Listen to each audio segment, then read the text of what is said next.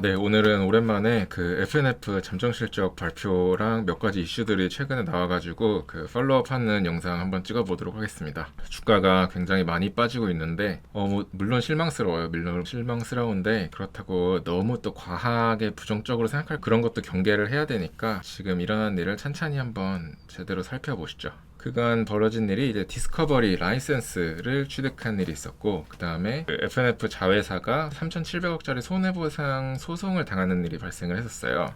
그 다음에 2분기 잠정실적 발표를 했는데 요거 순서대로 한번 살펴보겠습니다. 7월에 디스커버리로 공시가 떴어요. 라이센스 인이라는 공시가 떴는데, 디스커버리 상표를 사용한 의류, 소품, 액세서리 등 독점 라이센스 권리라고 해서 지금 디스커버리 사업을 국내에서 하고 있는데, 국내 외에 다른 나라에서 디스커버리를 이용해서 사업을 할 수 있는 권리는 다른 사업자들이 가지고 있었거든요. 근데 그거를 이제 디스커버리한테 다 사오는, 국내 외에 다른 아시아 지역의 디스커버리 판권까지 사오는 그런 공시였습니다.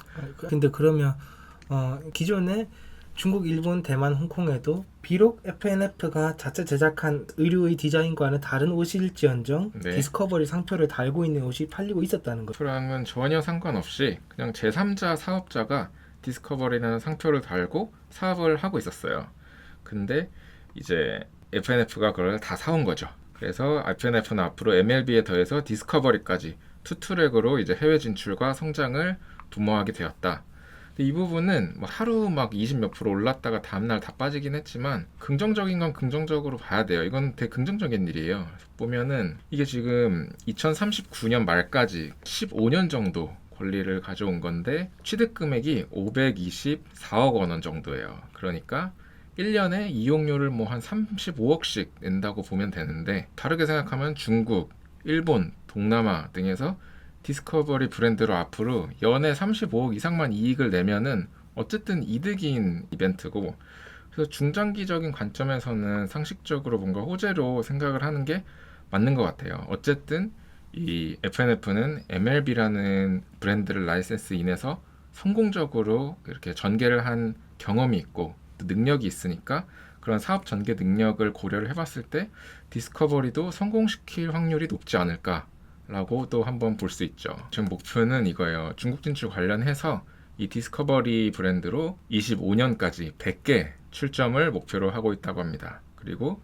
당연히 이제 중국 법인에서 MLB 사업 전개할 때 계약을 했던 그런 대리상들이 있을 거잖아요. 이미 어느 정도 유통망이 깔려 있으니까 그 유통망을 이용해서 디스커버리는 조금 더 빠르게 좀 이렇게 시장에 딱 안착을 시키는 걸 목표로 한다라고 하더라고요. 참고로 과거 자료를 좀 보면은 2021년에 MLB 매장이 110개 정도 출점됐을 당시에 4개분기 누적 매출이 770억이었어요. 그러니까 디스커버리가 만약에 이 속도를 똑같이 이뤄낸다면, 그러면은 매출에 770억이 이제 더해지는 거고, 보다시피 1년에 35억 이상씩만 이익을 내면 이득이라고 했잖아요. 꽤나 실적에 괜찮은 도움을 줄 수가 있는 부분이죠. 그럼 디스커버리가 어느 정도 지금 인기가 있는데, 일단 국내에서만 팔리고 있으니까 국내 매출만 보면 23년, 24년도에 국내에서만 4,700억 정도가 팔렸어요. 이 조그만 내수 시장에서 4,700억 정도가 팔렸는데, 이 브랜딩을 잘 해가지고 중국으로 넘어가면 확장성이 정말 MLB처럼만 되면은 이건 사실 엄청나게 좋은 일이죠. 그리고 참고로 디스커버리는 또 아웃도어 브랜드라서 뭔가 이렇게 라이프스타일 브랜드인 MLB보다 평균 상품 가격도 높고, 그래서 인기만 잘 이게 세팅을 해놓으면은 마진율도 높게 받을 수 있는 그런 상품들이라고 볼 수 있습니다. 그래서 향후에 FNF에 이제 호재로 작용을 하려면 이 디스커버리의 중국 출점 속도, 그 다음에 디스커버리 해외 매출 상승 속도가 관건으로 보입니다. 그래서 요거 참고 자료로 아까 잠깐 말씀드린 건데, FNF 관련해서 과거에 75개점 냈을 때 494개점 냈을 때인데, 75개점만 냈을 때도 거의 한 6, 700억 했었던 것 같고, 지금 500개점 가까이 냈을 때는 거의 한 4천억 가까이 매출을 냈죠. 이런 성장 속도만 디스커버리가 따라간다면 대박이 나는 건데, 이제 FNF의 그런 사업 전개 능력을 한번 믿어보는 거죠. 그리고 두 번째 이슈는 이제 소송 리스크예요. FNF의 또 손해배상 청구 이런 소송 이슈가 이제 떴는데 뭐냐면은 FNF 자회사가 이제 테니스 의류 만드는 세르지오 타키니라고 있어요. 근데 이 세르지오 타키니가 옷을 브랜딩하고 디자인해가지고 이 마빈살이라는 유럽의 패션 유통업자한테 그 옷을 주문을 넣어요. 그러면 얘네가 옷을 만들어주는 업체라고 보면 되는데 이 OEM 업체가 세르지오 타키니랑 FNF한테 3,700억짜리 손해배상 청구 소송을 낸 거예요. 그 이유는 뭐냐면은 마빈살이 이제 24년 FW 세르지오 타키니 제품들을 주문을 받아서 이제 만들었는데 이게 이제 세르지오 타키니가 보니까 자기네들이 이렇게 만들어라고 디자인 가이드라인 준 거랑 그 다음에 품질 요 정도 맞춰가지고 만들어라고 한 품질 기준이 있는데 그거를 이 OEM 업체가 준수를 못한 거예요. 일부 제품들에 대해서. 그러니까 당연히 브랜드 이미지에 이런 건 타격을 줄 수 있잖아요. 판매가 그대로 되면은. 그러니까 세르지오 타키니까 이 해당 제품들에 대해서 정품 인증 홀로그램을 발급 거부했어요. 그러니까 저희 이런 명품 같은 거 사면은 안에 정품 인증 홀로그램 같은 게 달려 있잖아요. 그렇죠. 근데 그거를 발급해 주는 걸 거부했다는 거죠. 그러니까 그거를 이 마빈살 입장에서는 못 팔게 된 거예요. 자기가 의류를 다 만들었는데 정품 딱지를 안 붙여준다는 건데 이걸 어떻게 팔아요? 이게 없으면 짝퉁인데. 그래서 마빈셀이 해당 제품을 판매를 못하게 됐고 피해를 입었다고 주장을 하고 있어요. 여기까지는 인정인데 일단 지들이 잘못을 해서 이런 일이 발생을 한 건데 손해배상 청구를 한다는 것도 웃긴데 이 금액이 니네 때문에 지금 해당 제품들 못 판매하게 됐으니까 우리 회사의 40년치 영업이익인 3,700억 원 물어내 라는 건데 이게 사실 말이 안 되잖아요. 저는 사실 이건 어그로성 소송이라고 생각을 하거든요. 그러니까 이번 일을 잘 어떻게 무마해서 다시 협상을 해가지고 잘 무마해야 되는데 뭔가 FNF를 압박하기 위해서 이렇게 과다한 소송을 좀 내지 않았나. 제가 생각할 때는 그 담당자가 공 하나 잘못 쓴 것 같습니다. 그죠. 370억이라고 해도 4년치 영업이익인데 그것만 해도 저는 크다고 생각하거든요. 딱 24년 겨울 제품 일부에 대해서 지금 인증 홀로그램을 거부한 건데 그래서 저는 이게 뭐 큰 리스크가 아니라 그냥 하나의 이벤트라고 생각을 하고 크게 이건 걱정할 일이 아니라고 생각을 해요. 저도 뭐 거기에 100% 네, 뭐 인과관계도 일단 상대 측에서 먼저 잘못을 한 거니까 크게 뭐 걱정할 일은 아닐 것 같다라는 게 이제 저희 생각이고 일단 뭐 어떻게 흘러가는지 앞으로 그래도 지켜는 봐야죠. 그 다음에 2분기 실적 발표를 했는데 이게 정말 최악이었어요. 저희가 처음에 이 투자 아이디어 중에 하나가 밸류가 싸고 충분히 저평가돼 있고 이게 지금 내수 경기랑 중국 경기가 거의 찌그러져 있어서 길을 못 피고 있으니까 만약에 경기가 돌아서면 중국에서 유의미하게 좀 소비재로서의 그 입지를 가지고 있는 FNF가 반등을 하지 않을까라는 아이디어였는데 지금 실적이 계속 떨어지고 있어요. 전년 대비. 이 말은 경기 회복이 좀 쉽지가 않다는 거죠. 뭐 이런 기사가 났는데 딱 이 말이에요. 그냥 당초 올해 예상했던 것보다 국내 시장 상황이 더 어렵고 비용이 들면서 마진 하락이 크게 나타나고 있다. 그래서 실적 하향 조정 가능성으로 밸류에이션 매력이 부각되지 않는다. 그러니까 이런 거죠. 이때쯤이면은 이제 경기가 반등을 하면서 회복되겠지 이러면서 기다리고 있는데 그 회복이 안 나타나니까 점점 이제 회복의 시점이 밀리고 그러면서 밸류에이션 매력이 부각되지 않는다라는 말이죠. 그래서 살짝 보면은 확실히 안 좋아요. 안 좋긴 안 좋아요. 숫자를 보면은 지금 일단 매출액부터 보시죠. 그래서 작년에 매출액이 뭐 YOY로 뭐 14, 9, 11, 4 뭐 이렇게 지금 성장을 했는데 이것도 줄어든 수치였어요. 작년에도 22년에 비하면 훨씬. 근데 24년에는 복구를 하겠지 생각을 했는데 24년에 더 안 좋아졌죠. 지금 1분기에 2% 성장, 2분기엔 역성장, 3, 4분기에 지금 7%, 4%로 좋아질 거라고 생각을 하는데 이건 마저 작년 대비는 안 좋은 숫자고 일단 컨센서스 자체부터가 확 좋아질 거라고 예상도 지금 못하고 있는 숫자예요. 이거는 그냥. 그러니까 많이 투자 심리가 위축이 된 거죠. 그리고 뭐 영업이익률만 봐도 작년에도 저희가 이게 안 좋아진 수치였어요. 작년에 30%, 뭐 27%, 30%, 25%였는데 1분기에 뭐 한 26%로 유지를 좀 하다가 이번에 23%로 확 꺾였죠. 지금 3, 4분기에는 뭐 조금 반등하는 것처럼 썼는데 이거 뭐 믿을 수가 없어요. 이제 계속 떨어지고 있으니까. 좀 전에 말씀 주셨듯이 계속해서 실적 예상치를 하회했으니까 이제 그런 예상치에 대한 신뢰도는 많이 하락했다고 봐야겠죠. 그냥 좋게 해도 믿음이 잘 안 가는 거죠. 그래서 YOY로도 영업이익도 이제 작년까지만 해도 계속 성장 중이었다가 4분기에만 하락을 했는데 이제는 뭐 1분기, 2분기 컨센조차 3분기도 하락이에요. 그러니까 얼마나 안 좋은지를 알 수 있죠 지금 상황이. 국내는 진짜 처참해요. 국내는 MLB 성인 전년 대비 20% 감소, 면세 16% 감소, MLB 내수 16% 감소, 15% 감소, 디스커버리 그나마 잘 버텼지만 2% 감소. 국내는 총체적으로 다 감소해요. 실적이 다 빠그러졌고, 그나마 지금 FNF가 버티고 있는 게 1분기 실적 때도 그랬지만 해외 매출 성장이 계속 그래도 유지가 되고 있잖아요. 중국 쪽에서 이 안 좋은 경기 상황에서도 계속 성장은 해나갔었단 말이죠.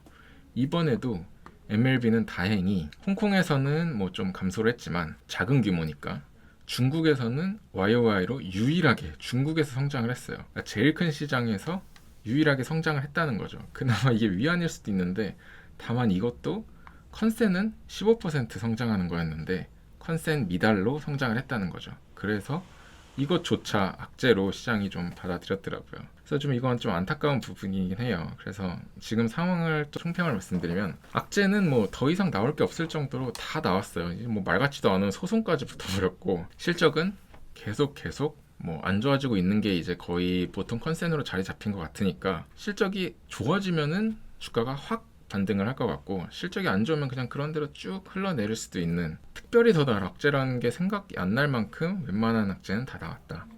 그리고 컨센도 악화될 만큼 충분히 안 좋다. 밸류에이션도 사실 개인마다 생각하는 그 종목의 컨셉과 기대 수익률이 다르기 때문에 이건 개인마다 다 다르겠지만, 부담 있는 상태는 저는 아니라고 생각을 해요. 왜냐면은 지금 안 좋아진 컨센 기준으로 계산을 해도 24년 9.305, 요걸 차치하고서라도 배당 수익률이 지금 3.3% 정도 되거든요.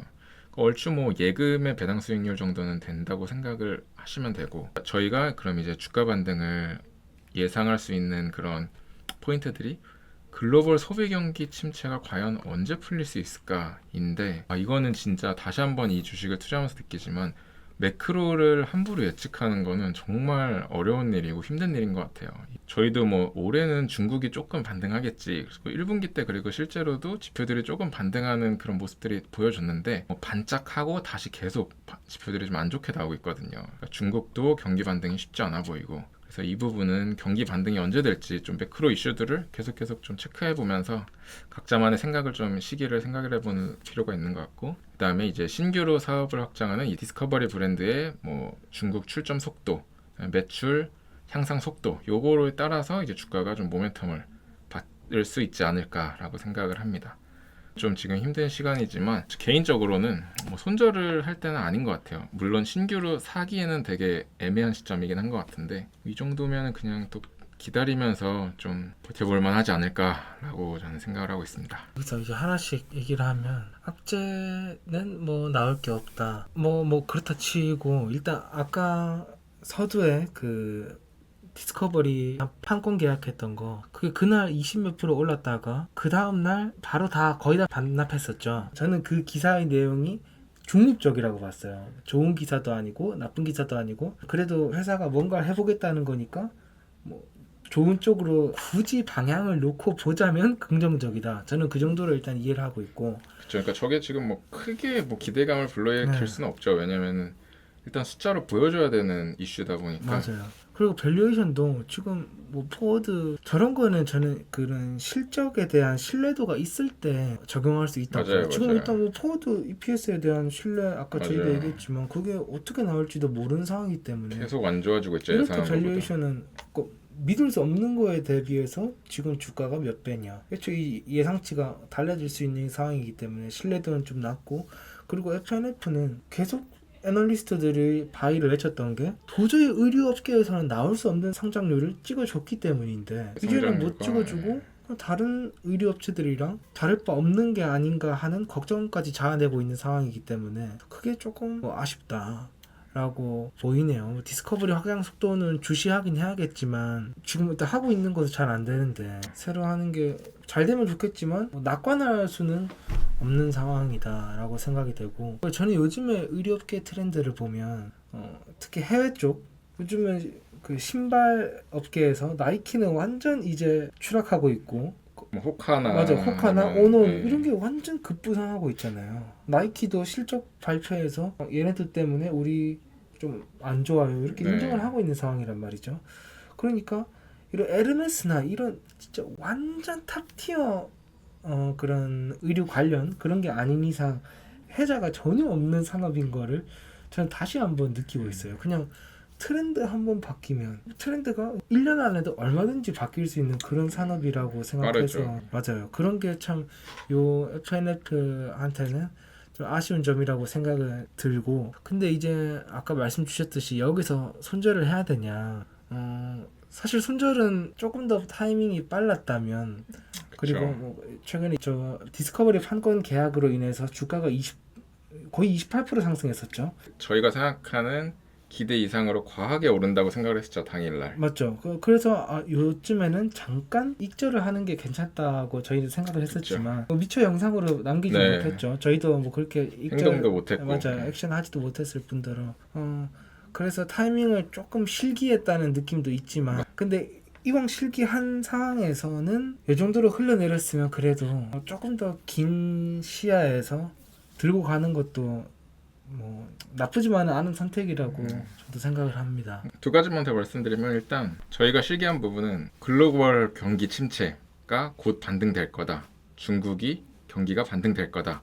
이런 매크로에 대한 부분을 섣불리 저희가 이제 예측은 진짜 어려운 부분이라는 거를 이번에 다시 한번 이걸 보면서 느끼고 그다음에 이제 뭐 에르메스 얘기를 해주시면서 이제 혜자 얘기를 했는데 사실 FNF도 이 혜자가 에르메스에 비할 바는 아니지만 정말 밑에 단계 뭐 혜자지만 있긴 있어요. 왜냐면 지금 중국 시장에서 중국에 진출한 국내 의류업체는 다 역성장했어요 지금. 근데 FNF 유일하게 이 꼬라박는 시장에서도 작지만 성장을 지금 하고 있으니까 어느 정도 이제 브랜드력이라는 거는 조금 인정을 해줘야 되는 부분도 있는 것 같긴 해요. 그래서 경기 자체가 이제 돌아서면 이제 그때 조금 더 확 반등을 좀 인기가 몰릴 수 있지 않을까 지금 이런 브랜드력이 있는 브랜드는. 그래서 그러면서 한번 좀 계속 또 지켜봐야 될 것 같습니다.